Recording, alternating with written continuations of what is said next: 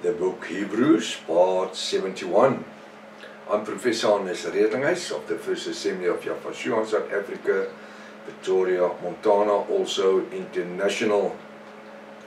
Should you require any of the books which I've written, especially the book Israel's Rapture, or have a question, or have something to ask, please contact us at our WhatsApp number. It's +27 international code 0722 367 124. Just go to my website, https://yahvah.co.za.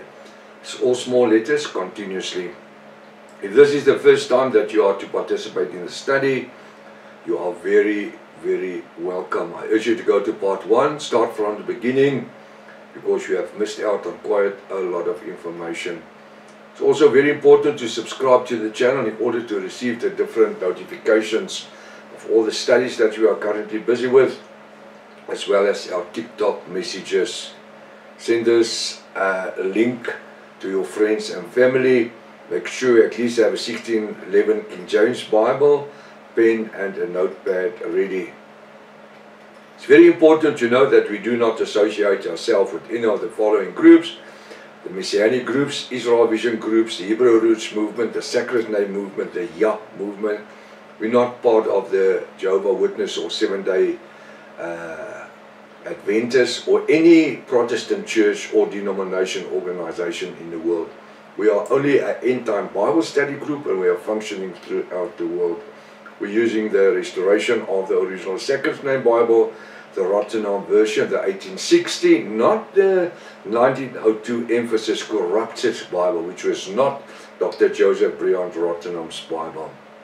According to the ancient Sacred Name Bible, the Rottenham version, the name Jesus was originally Yafashua. The name God was originally Elohim or Hashim.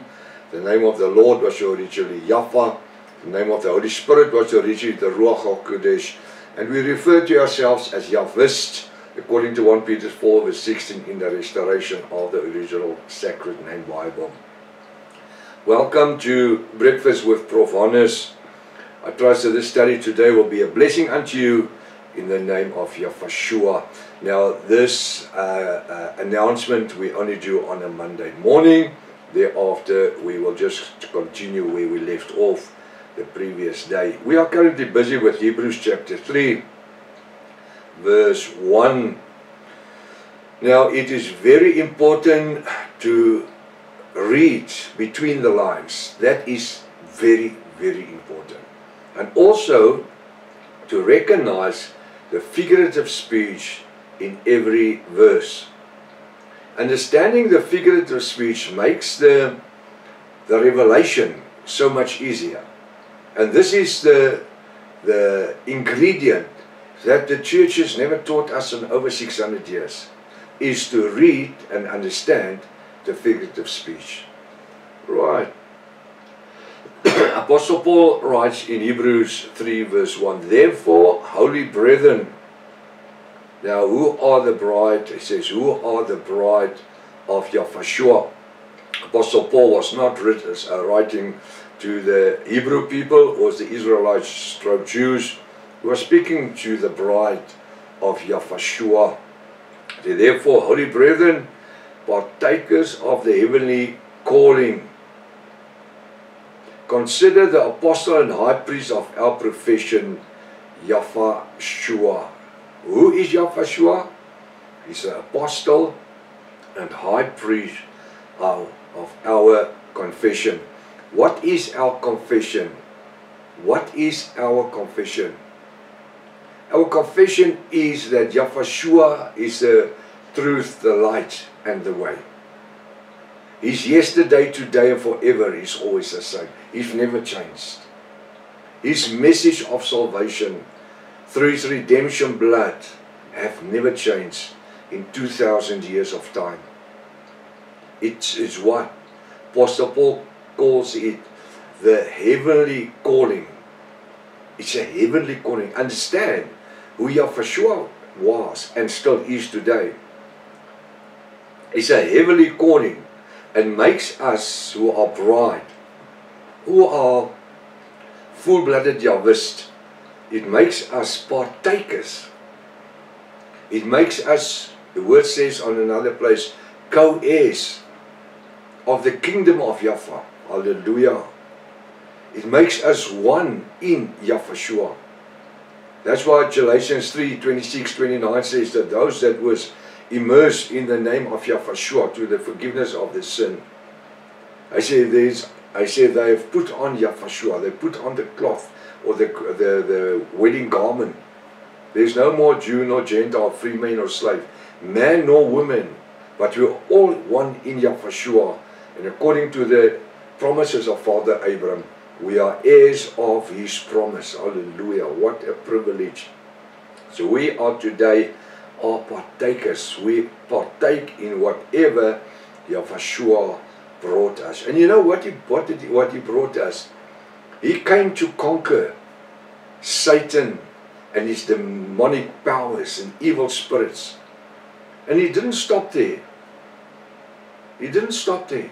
He says, what I have done and more I am giving unto you. Who are they? The bride. Those that have become one with him through immersing. Romans, you can read Romans 6 verse 1-12. Where we are drawn equal unto Yahushua through the death and burial and resurrection of Yahushua, through the immersing, the bath of baptism, immersing in the water in the name of Yahushua. We are partakers of a heavenly calling. It's not a man's calling. It's not my calling. We just had a wonderful immersing celebration Saturday last week, where people were immersed in the name of Yahushua to the remission of their sin.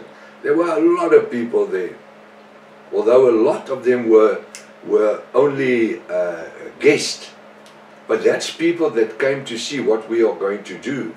And next time when there's a baptism service, we call it immersing service, they will be there to be immersed, because to a lot of people it's something new. They don't know what to expect.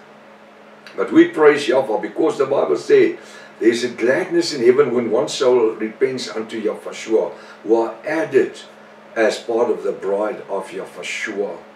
So we are partakers of this heavenly calling. And today we need to realize we are not just a couple of people that is just chased into one small corner. We're not just a few people standing somewhere, two in a row. No. We are partakers of a heavenly, the Bible says, of the heavenly, the supernatural calling of Yahushua. Hallelujah. This supernatural gospel that we believe, in the revelation names that we have the privilege that Yahweh our Elohim has given unto us, revealed unto us through the blood of Yahushua. Although for many centuries, well, from between 100 and 127 AY after Yahushua, where the Gospels, the four books, Matthew, Mark, Luke and John, was translated by the Roman Catholic Church, and where they changed the names from the heavenly names to Babylonian names. We today can walk in faith through the revelation of the Ruach HaKodesh, understanding, not just understanding, but believing the revelation truth.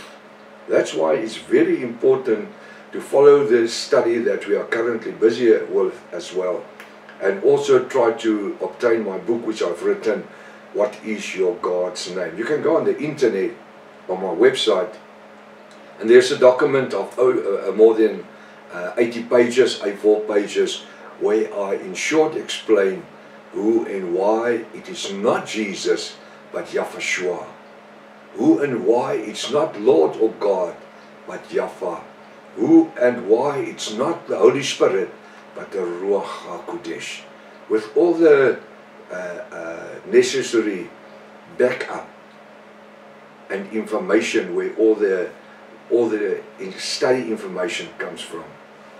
So it's very important today that we are firstly called brethren and sisters, which makes us part of the bride of Yahweh. We don't just become part of Yahweh through inheritance of my birth. We don't. My surname is Retelinghuis. It's not because I've inherited the surname Retelinghuis. I become part of the bride of Yahweh through the immersing in the name of Yahweh and living in holiness the rest of my life. That's very important. We need to live in holiness, able to stay partakers. Listen what I'm saying. We have become partakers, but we need to stay as partakers, living in holiness, enjoying this heavenly calling that Yahweh has given unto us. Consider our apostle, which is Yahweh, and our high priest. The Bible says he's on the right hand, Yahweh sitting on the right hand of the Father. He intercedes for us. He's our high priest. We are not circumcised by the flesh, but by the renewal of our minds. The word says our minds is our soul's dimension, by the renewal. We are not circumcised by the flesh, because if it was a fleshly circumcision, then the ladies wouldn't have been able to partake in it, as for many centuries from Abram unto the cross of Yahweh. Women and ladies could never become part of the promise of Father Abram because they couldn't be circumcised. But the word says that Yahweh does not need us to be circumcised by our flesh. There's a lot of people today, the Israel Visions and the Hebrew Roots movement, and there's a lot of churches today and information on the internet of people being still circumcised today. We don't need to be circumcised by the flesh. That Yahweh has concluded when Yahweh died on the cross, when he says, Father, is fulfilled. The old covenant testament of the old time has been fulfilled. It was done with. You can't stand with your one foot in the Old Testament and your one foot in the New Testament. We don't reject the Old Testament. It's history. It's there. It's like eschatology. Eschatology is present, the past, and the future. We need to understand the future, which was before, and the present, and the future. That's eschatology. For us to understand where we come from, where everything comes from, is very important. It's essential to know it and understand it. But that's not our foundation. Our foundation as Yahweh today is not the blood of lambs and goats and doves. Our foundation is the blood of Yahweh, the anchor, the redeemer of my life, the redeemer of your life. That's the one that we are founded in, which he made us partakers of this heavenly calling. He made us one in Yahweh. We are not far distant off somewhere. We are right here. In this 21st century, 2025, we are making a definite difference in the world out there. We are speaking differently. We are living differently. We are preaching differently. We are living differently. Why? We are anointed with the Ruach HaKodesh, the Holy Spirit. And the Bible says Yahweh doesn't live in churches and in buildings which is built with hands. He said your bodies is the temple of the Ruach HaKodesh. He lives within us. Not once in the Bible do I found, in the New Testament, one place where Yahweh ever said to his disciples, or Yahweh said to his disciples, go build a church, go make a building. No. He told his apostles and disciples, go from house to house and break bread. He didn't give them a brown bread. He gave them the word, the resurrection power, which was within Yahweh, the living word. He gave them the anointed word. He says, go lay your hands on the sick Preach unto the lost. He said, feed the poor. Preach the gospel of salvation unto the needy, those that's living in sin. That's the calling. Go preach the gospel, live the life. Not just preach the gospel, but live the life that people can see and experience Yahweh within us. That's the most important part of it, is to understand what Yahweh has done for us on Calvary's Hill. He's given us the biggest present we can ever long for, and that is eternal life. He says we will live although we have died, meaning that we will live eternally. We will live in Him, and He has made a difference unto us. We are partakers of this heavenly calling. Today we are not losers. We are not going to perform as we are strugglers and battlers and losers. No, we are partakers of a heavenly calling, meaning that we are kings, sons and priests of Yahweh. Do you hear what I've just said? The word says we are kings, sons and priests of Yahweh. Kings reigning over the evil work of Satan even today on this earth. Hallelujah. We are sons. We are sons in Yahweh. We are not beggars. We are co-heirs in Yahweh. We are Yahweh's sons. We have become heirs in Yahweh. The Bible says co-heirs. And we are priests. We are priests. We are not high priests. We are priests. We are to serve in the temple. A priest serve in the temple. Now where's the temple that we have to serve in? The Bible says our body is the temple of the Ruach HaKodesh. Today we are kings, sons and priests, and we're going to perform not as beggars and losers, but ones whose names are written and rewritten and re-established in the book of life. Till tomorrow morning, if it's Yahweh's will. Maranatha. Yahweh is coming back again. Hallelujah.